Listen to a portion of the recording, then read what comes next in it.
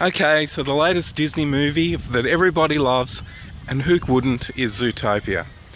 And that annoying song that goes on with it. Now look, I think Zootopia is fine. I think it really appeals to the little wannabe rabbit police officer within us, or bunny I should say.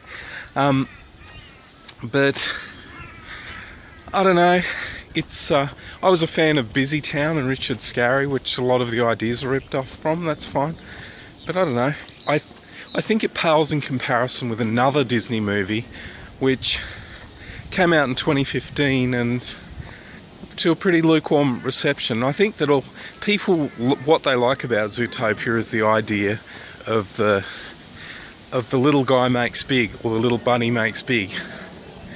But this other movie is very special. Let me tell you about it.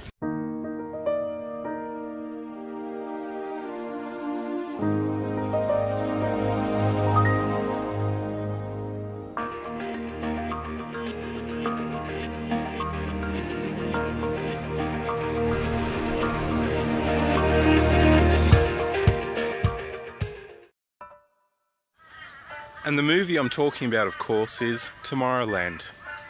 Now, Tomorrowland has been described as an intelligent movie, and when I first saw it, I thought it was cool. I liked the ideas and the themes behind it, but I didn't think of it as an intelligent movie. But I've seen it a couple of times since, and it's really grown on me. I think that in the future, Tomorrowland, the movie, will be regarded as a classic.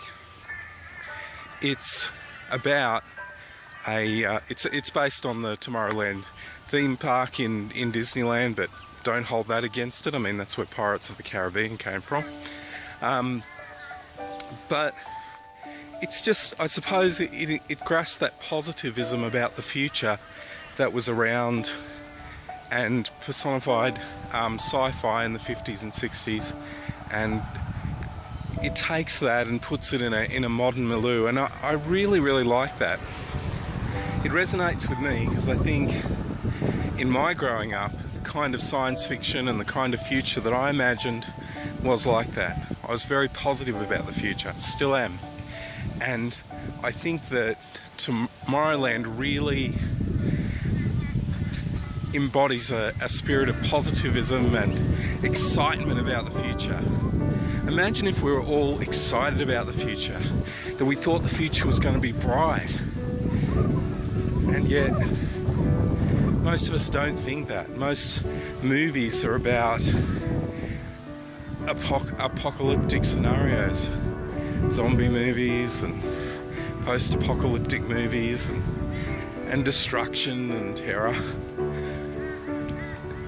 Sure, they're the concerns of our time, and maybe the times in which positive science fiction and futurism was around were different times where people felt more positive about the future, because in reality the idea of the so-called future does reflect the concerns of the present. So the movie puts forward this idea of the two wolves. One wolf which represents darkness and pessimism and basically a very poor outlook on the future. The other wolf represents light and positivism and thinking that there's going to be a much better future. And the theme of the movie is that the wolf that wins is the wolf that you feed. And that's the idea throughout the whole movie, and you see that in various ways, both in the storyline itself and in the attitudes of the various characters in the movie, who are all allegories coming back to that central theme, of course. And that's great, you know, that's a very well-known theme. So that brings us back to the central theme, doesn't it? Will technology bring about a futuristic utopia? And is that something we even want? I don't think that is the real question. The question is, do we want a positive future or a negative one? And if we want a positive future, what are we doing about it? And if we decide to look backwards, if we decide to feed that dark wolf, then will that really make things better or even provide us with a nice status quo? I don't think so. I think we do need to look to the future, and I think that we need to believe that we can create a positive future. I do, and I hope you do too.